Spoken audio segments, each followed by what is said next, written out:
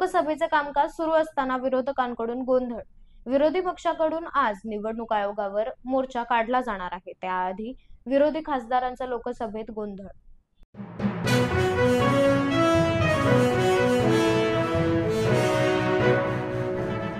मुख्यमंत्री देवेंद्र फडणवीस लातूर दौऱ्यावर मुख्यमंत्री देवेंद्र फडणवीस यांच्या हस्ते गोपीनाथ मुंडे यांच्या पुतळ्याचे अनावरण पार पडणार.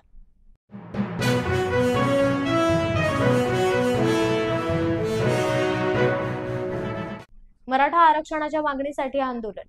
29 ऑगस्टला मुंबईतल्या आझाद मैदानावर मराठा आरक्षणाच्या मागणीसाठी आंदोलन.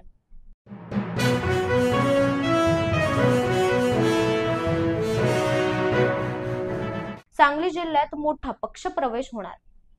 चंद्रकांत पाटलांचं वक्तव्य. तर ह्या वक्तव्यावर राजकीय वर्तुळात चर्चांना उधाण. नेमकं कोणाचा पक्षप्रवेश होणार यावर सर्वांचं लक्ष.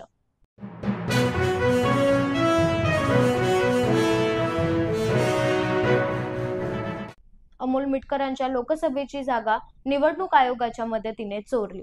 50 ते 60 लोकसभा मतदारसंघात घोटाळा झाल्याचा दावा संजय राऊतांनी केला आहे.